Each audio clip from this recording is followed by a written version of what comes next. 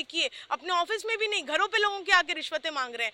मैंने जो आपसे बात कही एडमिनिस्ट्रेशन हावी होने की, वो यही बात मैं आपसे कह रही हूँ कि किस तरीके से यहाँ एडमिनिस्ट्रेशन हावी हो रहा है कि गलियों कूचों में घुस घुस के रिश्वतें मांगी जा रही हैं मीटर लगाने के लिए। और मैं देखिए दावे से आपसे ये बात कह रही हूँ आज भी कि जो मीटर का मुद्दा है वो रिजॉल्व नहीं हुआ है। आज भी 2-2 लाख रुपए मीटर के लिए मांगे जा रहे हैं बीएसईएस वालों के द्वारा, लोगों को परेशान किया जा रहा है। देखिए, जब अरीबा काउंसलर का इलेक्शन लड़ रही थी, बहुत से आम आदमी पार्टी के लोग ये कमेंट्स पास करते थे कि जब एमएलए 5,000 वोट लेकर आया तो काउंसलर तो 200, 300 लेकर आएंगे। हमने एक सीट नहीं, हमने 2 सीटें इस असेंबली कॉन्स्टिट्यूंसी से निकाली। आम आदमी पार्टी ने सिर्फ एक सीट निकाली, वो भी बीजेपी में चला गया। तो पिछले 10 सालों में कितना लोगों ने उनको देखा है या कितना उनका विकास देखा है? अब तो उनकी मजबूरी है निकल के काम कराना, क्योंकि अगर वो वोट मांगने जाएंगे तो लोगों से किस मुंह से वो वोट मांगेंगे? कुछ तो उनको लॉलीपॉप देनी पड़ेगी फिर से लोगों को कि देखो अब मैं काम करा रहा हूँ। लेकिन देखिए, आपने ओखला को बिल्कुल बेसहारा छोड़ दिया, यहाँ कोई काम नहीं हुआ। जैसे हेलो दोस्तों, मैं इस समय मौजूद हूँ आसिफ मोहम्मद खान के ऑफिस में। जिस तरह से कांग्रेस में अवेटेड सीट थी कांग्रेस की तरफ से कि किसको टिकट दिया जा रहा है, लोग बार बार पूछते थे किसको टिकट मिलेगा, लेकिन हमने कल ही कंफर्म कर दिया था कि अरीबा खान को टिकट मिल चुका है। आज वेरीफाइड हो गया है और यहाँ पर आप देख सकते हैं लोगों की भीड़ जमा है, मुबारकबाद दे रहे हैं, कॉन्ग्रेचुलेशंस कर रहे हैं। सभी लोग यहाँ देख सकते हैं, मीडिया कर्मी यहाँ पर मौजूद हैं और सभी मुबारकबाद पेश कर रहे हैं क्योंकि यहाँ पर अरीबा खान को टिकट मिल गया है। हम उनसे जानने की कोशिश करेंगे जब टिकट मिलने के बाद किस तरह से उनकी रणनीति रहेगी और क्या स्ट्रैटेजी रहेगी और किस तरह से वो काम करने जा रही हैं। और ओखला के विधायक अमानतुल्लाह खान और मनीष चौधरी और एमआईएम के उम्मीदवार शिफाउर रहमान को किस तरह से उनका मुकाबला करेंगी। हमारे साथ मौजूद हैं अरीबा खान, हम उनसे बात करके आप तक पहुँचाते हैं। हमारे साथ बने रहिएगा। देखिए, मैं सबसे पहले बहुत तहे दिल से कांग्रेस पार्टी का शुक्रिया अदा करना चाहती हूँ कि उन्होंने एक बार फिर से मुझ पर भरोसा जताया और कहीं ना कहीं ये यकीन किया कि जिस तरीके से 2 साल पहले उन्होंने मुझे टिकट दिया था काउंसलर का बड़ी उम्मीदों के साथ, और मैंने कांग्रेस पार्टी को मायूस ना करते हुए उनकी झोली में ले जाकर यहाँ से सीट जीत कर डाली थी, उसी भरोसे से इस बार उन्होंने मुझे टिकट दिया है। और मैं इंशाल्लाह वादा करती हूँ कि मैं इस बार भी पार्टी को मायूस नहीं होने दूंगी। जो हमारी कांग्रेस की लीडरशिप है, हमारे आदरणीय खड़गे जी, राहुल जी, सोनिया जी, प्रियंका जी, और जो हमारी स्टेट लीडरशिप है, हमारे आदरणीय अध्यक्ष श्री देवेंद्र यादव जी, और हमारे प्रभारी काजी निजामुद्दीन साहब, दानिश अबरार साहब और तमाम जो कांग्रेस के लीडरान हैं, मैं उन सभी का तहे दिल से, दिल की गहराइयों से बहुत शुक्रिया अदा करना चाहती हूँ। अरीबा जी, एक बात बताएंगे, काउंसलर का इलेक्शन एक अलग चीज़ थी, लेकिन विधायक के इलेक्शन में आपके सामने विधायक अमानतुल्लाह खान, शिफाउर रहमान और मनीष चौधरी खड़े हुए हैं बीजेपी से, कैसे डिफेंड करेंगे इन सब? नहीं, देखिए, हमारा प्लेन और सिंपल एजेंडा है। देखिए, मैं किसी भी तरह की कोई कंट्रोवर्शियल बात नहीं करना चाहती, ना मैं किसी कंट्रोवर्सी में पढ़ना चाहती हूँ। हम सिर्फ एक ही मुद्दे पे लेकर, जैसे मैंने काउंसिल के इलेक्शन में मेरा क्लियर एजेंडा था कि हम डेवलपमेंट पे बात करेंगे, हम डेवलपमेंट के ऊपर लोगों के बीच जाएंगे और हमारा फोकस कंप्लीटली एंड सोलली ये होगा कि हम डेवलपमेंट कराएंगे। उसी मुद्दे के तहत हम आज भी असेंबली का जो एक उम्मीदवारी है, हम उसी मुद्दे पे रहेंगे कि देखिए, ओखला विधानसभा मुद्दों का गढ़ बन चुका है क्योंकि यहाँ 10 सालों में किसी भी तरीके का कोई भी काम नहीं करा गया है। आप ये देखिए कि 10 सालों में, पिछले 10 साल में ओखला को 20-25 साल पीछे खींच दिया गया है। जो दिल्ली, देखिए, मैं एक वाहिद एक लौती उम्मीदवार हूँ ओखला विधानसभा की, जो ओखला की सरजमी पे पैदा हुई है। मैं एक वाहिद उम्मीदवार हूँ जो यहीं पैदा हुई हूँ, यहीं पली बड़ी हूँ और आज भी यहीं रह रही हूँ। मैंने वो वक्त भी देखा है अपने बचपन पे जब कांग्रेस पार्टी की सरकार थी, जब शीला दीक्षित जी की दिल्ली थी, तब कितनी खुशहाल ओखला रहती थी। और मैंने फिर बड़े होने के बाद वो वक्त भी देखा जब ओखला बिल्कुल बदहाल हो गया, जब जो बेसिक फैसिलिटीज़ और बेसिक कम्युनिटीज़ हैं उसके लिए ओखला की आवाम को महरूम रखा गया। तो देखिए, हालात आपके सामने जाहिर हैं कि किस तरीके से ओखला में मुद्दे ही मुद्दे हैं। अगर मैं कुछ मुद्दे आपको गिनाऊं तो चाहे वो सड़कें हों, आप सड़कों का हशर देखिए, चाहे वो पीने का पानी हो, चाहे वो सीवेज का जो इशू है वो हो, चाहे वो बिजली के मीटर लगने का मुद्दा हो, चाहे वो ट्रैफिक का मुद्दा हो, चाहे वो एडमिनिस्ट्रेशन का यहाँ हावी होने का मुद्दा हो, ये मुद्दों का गढ़ है ओखला। क्योंकि जितने चीजों के नाम लिया, अगर मैं इन सब चीजों पे आपसे सवाल करूं जी, तो आप जवाब देंगे? बिल्कुल बिल्कुल बिल्कुल बिल्कुल। आपने मीटर का नाम लिया तो विधायक अमरुल्लाह खान जो है अब मीटर लगवा रहे हैं, उनकी वीडियो बार बार आती है। बिल्कुल। और सड़कें तो बना चुके हैं, 2 महीने में काफी सड़कें बना चुके हैं। जी जी। तो इस पर क्या कहना चाहिए? देखिए, मैंने आप ही के चैनल के पे ये बात कही थी कि वो टेम्पररी विधायक हैं, वो 6 महीने वाले विधायक हैं। वो इलेक्शन से 6 महीने पहले निकल कर आते हैं और ये दिखाते हैं कि देखो मैं बहुत काम करा रहा हूँ, और फिर गायब हो जाते हैं। 4.5 साल गायब, या 8 साल गायब, या 9 साल, जो आप एक टर्म लगा, 10 साल का टर्म लगाइए। पिछले 10 सालों में कितना लोगों ने उनको देखा है या कितना उनका विकास देखा है? अब तो उनकी मजबूरी है निकल के काम कराना, क्योंकि अगर वो वोट मांगने जाएंगे तो लोगों से किस मुंह से वो वोट मांगेंगे? कुछ तो उनको लॉलीपॉप देनी पड़ेगी फिर से लोगों को कि देखो अब मैं काम करा रहा हूँ। लेकिन देखिए, आपने ओखला को बिल्कुल बेसहारा छोड़ दिया, यहाँ कोई काम नहीं हुआ। जैसे कि आप बात कर रहे हैं कि बिजली के मीटर की जो बात कर रहे हैं, किस क्राइटेरिया पे अब मीटर लग रहा है? आप मैं ये पूछना चाहती हूँ, आपने कवर किया होगा जाके, किस क्राइटेरिया पे मीटर लग रहा है? वो यही कह रहे हैं कि मतलब जिनके मीटर नहीं लगे, जिन पे इशू आ रहा था, जी, वो हम क्लियर करा रहे हैं अपने ऑफिस में बैठकर। जी। और आज भी मैं ऑन रिकॉर्ड ये बात कह रही हूँ, जो क्राइटेरिया पहले था BSES का, कि आपको जो क्राइटेरिया फुलफिल करना था, आज भी BSES वही डॉक्यूमेंट्स मांग रहा है, आज भी मना कर रहा है लोगों को। अभी आपने एक वीडियो चलाई थी कि वहाँ बटला हाउस में जो एक प्रिंसिपल हैं, उनसे 50,000 रुपए मांगने आया BSES। अगर अब मीटर लग रहे हैं तो फिर BSES वाला 50,000 मांगने क्यों आया? और देखिए ये फर्जी बात है। नहीं, क्योंकि देखिए, आप अगर इलाके के इश्यूज से अवेयर नहीं होंगे तो फिर आप क्या काम कराएंगे इलाके में? अगर आपको पता ही नहीं है कि इलाके में किस परेशानी से लोग जूझ रहे हैं, रिश्वतें मांग रहे हैं अधिकारी आके, घरों पे आके रिश्वत मांग रहे हैं। इंतहा आप देखिए, अपने ऑफिस में भी नहीं, घरों पे लोगों के आके रिश्वतें मांग रहे हैं। मैंने जो आपसे बात कही एडमिनिस्ट्रेशन हावी होने की, वो यही बात मैं आपसे कह रही हूँ कि किस तरीके से यहाँ एडमिनिस्ट्रेशन हावी हो रहा है कि गलियों कूचों में घुस घुस के रिश्वतें मांगी जा रही हैं मीटर लगाने के लिए। और मैं देखिए दावे से आपसे ये बात कह रही हूँ आज भी कि जो मीटर का मुद्दा है वो रिजॉल्व नहीं हुआ है। आज भी 2-2 लाख रुपए मीटर के लिए मांगे जा रहे हैं BSES वालों के द्वारा, लोगों को परेशान किया जा रहा है। फिर उसके बाद जब वो देखिए, बिजली नेसेसिटी है, कोई लग्जरी नहीं है। बिजली एक आम आदमी की एक नेसेसिटी है, ज़रूरत है। अब जब आप उसको मीटर नहीं लगाएंगे, फिर वो किसी तरह तार वार डाल के अपनी बिजली चलाएगा, फिर आप उससे BSES से रेट डलवाओ, उसके घर रेट डलवाओ, और फिर सेटलमेंट के नाम पर उगाइयाँ करो। जब वो ऑफिशियल लीगल तरीके से मीटर मांग रहा है, तब लीगल तरीके से आप उसको मीटर नहीं दे रहे हो, फिर आप उसके यहाँ रेट डलवा रहे हो कि ये चोरी की बिजली चला रहा है। तो देखिए, ये मिली भगत है, ये सरकार और प्रशासन की मिली भगत है। और जिस तरह से कांग्रेस को ये इल्जाम लग रहा है कि आप आम आदमी पार्टी की वोट काट रही है कांग्रेस, उस पर आप क्या कहना चाहेंगे? किसका इल्जाम लग रहा है? आम आदमी पार्टी कांग्रेस पर इल्जाम लगा रही है कि कांग्रेस वोट काट रही है। देखिए, आम आदमी पार्टी तो अपने सिटिंग MLAs की टिकट काट रही है। मजे की बात देखिए, आप आम आदमी केजरीवाल आज भी ये बात कह रहे हैं कि मैं 70 की 70 विधानसभाओं में अपने फेस से लड़ूंगा। आप खुद मान रहे हैं कि आपके विधायक निकम्मे हैं, उन्होंने कोई काम नहीं करा, वो अपने फेस पे वोट नहीं मांग सकते। रीवा जी, एक बात बताइए, सिर्फ आप आम आदमी पार्टी को ही क्यों कोस रही हैं? आपके सामने MIM है, BJP है, उस पर भी लोग काफी सवाल उठाते हैं, आप उस पर क्यों नहीं बोल रही? क्या BJP से, जैसे कि कह रहे हैं केजरीवाल, कांग्रेस साथ मिलकर चुनाव लड़ रही है, इस पर क्या? देखिए, BJP तो यहाँ, मैं अगर ओखला विधानसभा की बात करूँ, BJP यहाँ कोई स्टैंड ही नहीं रखती है।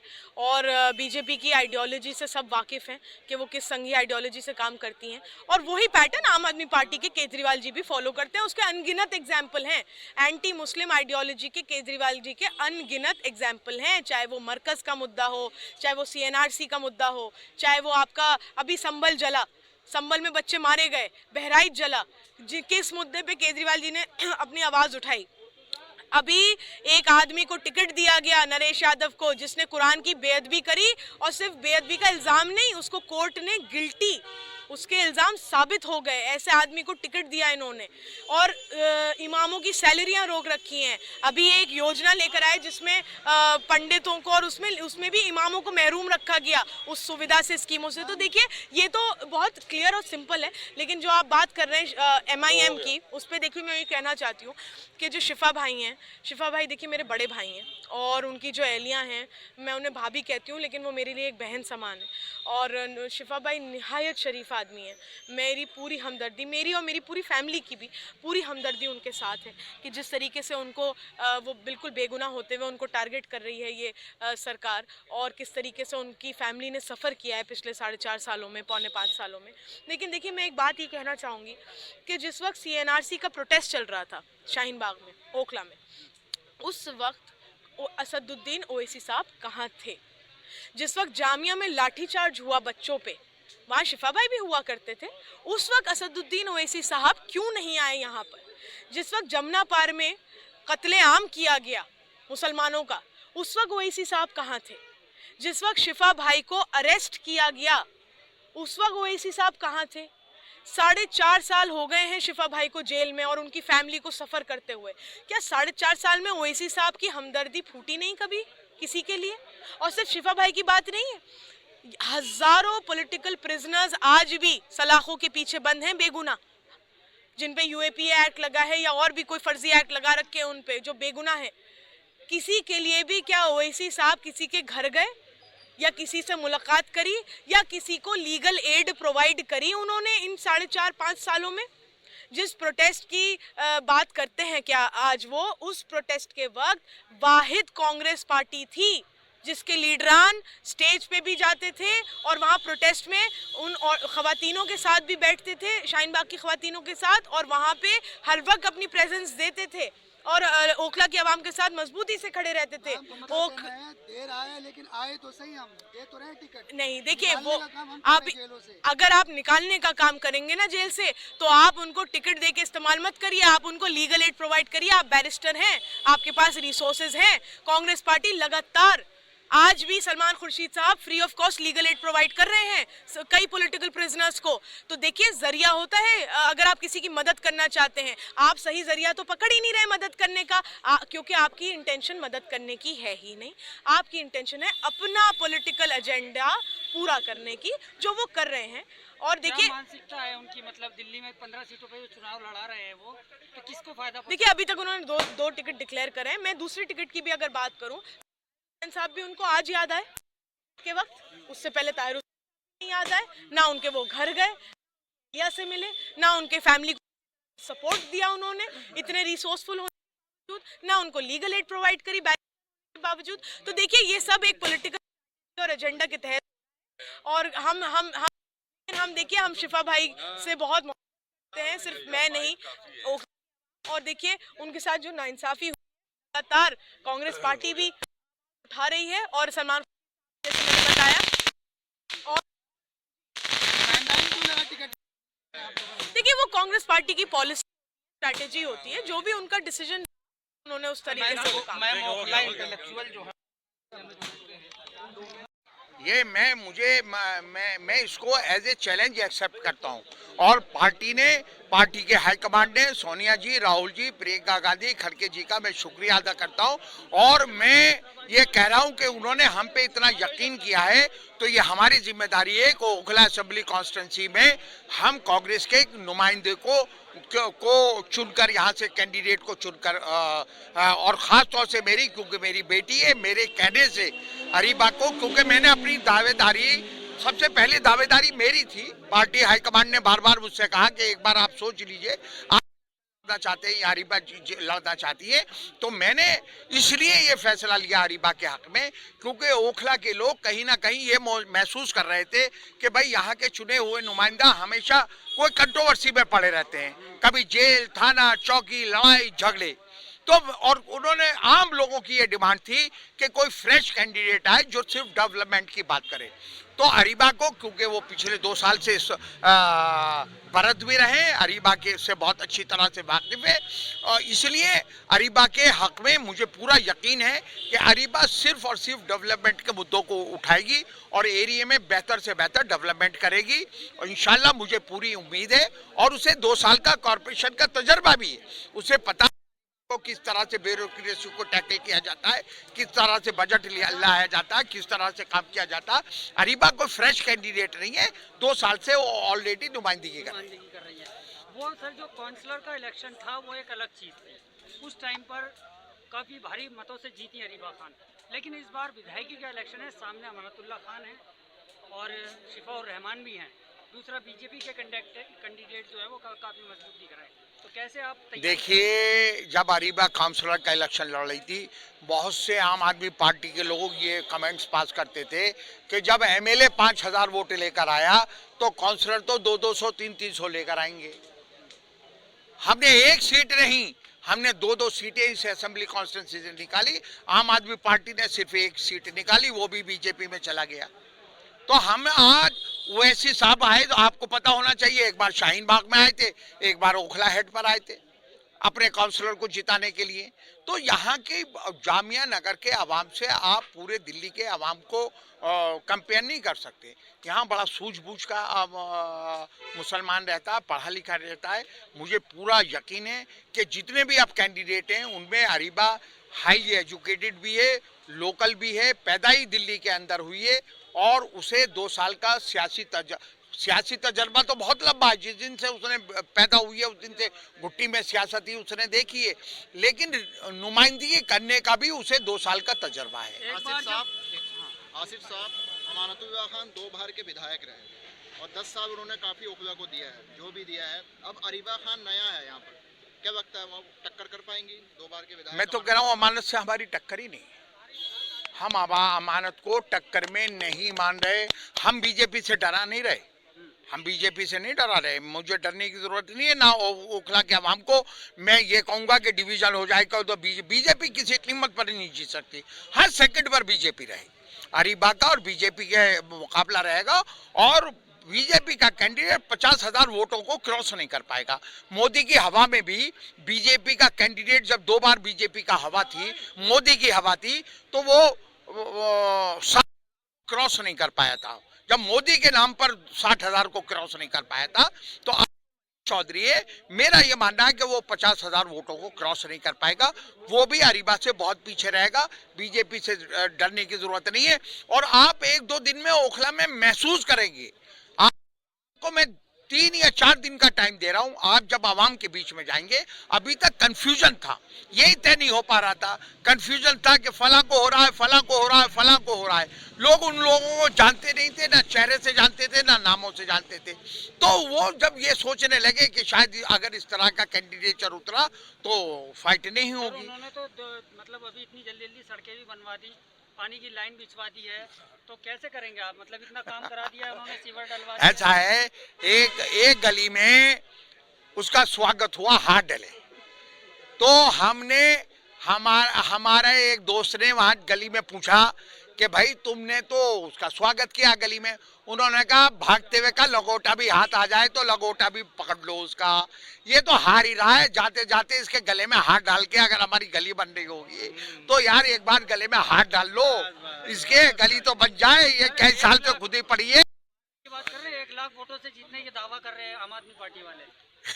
1 लाख, अगर ये 1 लाख इसे अगर 50,000 भी वोट मिल रहे होते ना तो ये ड्रामा नहीं करता। वहाँ ट्रैफिक वालों के साथ रात ये यहाँ पर ड्रामा कर रहा था, 1 बजे पुलिस आ गई है ना।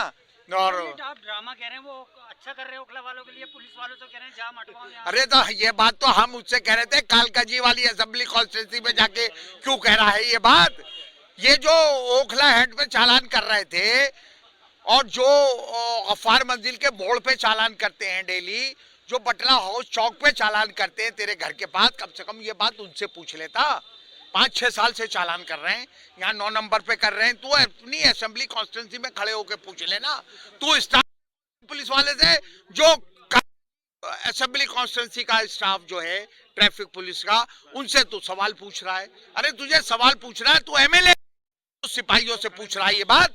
तुझे कम से कम डीसीपी ट्रैफिक से जाके बात करनी चाहिए थी। अच्छा, आप भी काफी मजे हुए हैं राजनीति में, तो आपको बहुत मजे हुए हैं। आपके टाइम पर जब आप पहली बार विधायक बने थे तो अरीबा खान बहुत छोटी थी, वो गई थी पब्लिक से गुहार लगाई थी। अब आप कैसी तैयारी करेंगे अरीबा खान को जितवाने के लिए, कहाँ तक जाएंगे? नहीं देखिए, अरीबा में खुद वो सलाहियत है। देखिए मैं ये कहता हूँ कि आप किसी को ढो नहीं सकते। कब तक आप किसी को ढोएंगे? जब तक उस कैंडिडेट में या उसमें खुद अपनी वो क्वालिटीज ना हो जिस पे लोग यकीन करें या लोग उसको मानने को तैयार, जब भी वोटिंग करेंगे। ठीक है, आम लोगों तक जाने में उसको ये एक प्लस पॉइंट है कि वो आसिफ मोहम्मद खान की बेटी है ना, जहां से वो नुमाइंदा नहीं भी है काउंसिलर, वहां के भी लोग उसको इस बात से जानेंगे, ये सच्चाई है। लेकिन जब तक लोग उस पर यकीन नहीं करेंगे, जब तक लोग उसके कैलिबर को नहीं देखेंगे, जब भी वोटिंग करेंगे। तो मैं सर आखिरी सवाल है, हाँ, आखिरी सवाल है सर, यहाँ नॉन मुस्लिम कम्युनिटी भी है, उनको किस तरह से आप लोग कन्विंस करेंगे? क्योंकि ये मुस्लिम बहुल इलाका माना जाता है, लेकिन उनकी तरफ कहा जाता है कि ध्यान कम देते हैं। नहीं, ऐसी बात नहीं है। मैंने एमएलए फंड का सरिता विहार जो है वो आरएसएस के का कैडर माना जाता, पूरा सरिता विहार, वहां मैंने तकरीबन 10 करोड़ रुपए लगाए थे। 4 से तो मैंने उनकी बाउंड्रीज करवाई थी जब मैं एमएलए था। आप जाएंगे तो आप देख, उनकी पॉकेट्स में तार खींचे हुए थे। हमने कभी ये नहीं देखा कौन हिंदू कौन मुसलमान। हमने चौपाल बनवाई, हमने मदनपुर खादर में चौपाल बनवाई, हमने खिदराबाद में चौपाल बनवाई, हमने ओखला वाल्मीकियों की चौपाल बनवाई, हमने जे में बहुत काम करवाए। हम कभी इन बातों में किसी भी रिप्रेजेंटेटिव को नहीं पढ़ना चाहिए कौन हिंदू है कौन मुसलमान है, किसी ने वोट दिया या नहीं दिया। आप चुन के आते हैं तो हमारी बन जाती है कि हर उस फर्द को जो आपकी असेंबली कॉन्स्टिट्यूंसी में रहता हो, आप उसकी परेशानियों को हल करने की कोशिश करें। चलिए, कई हजार लोग इस टाइम देख रहे हैं आपको, आखिर में छोटे से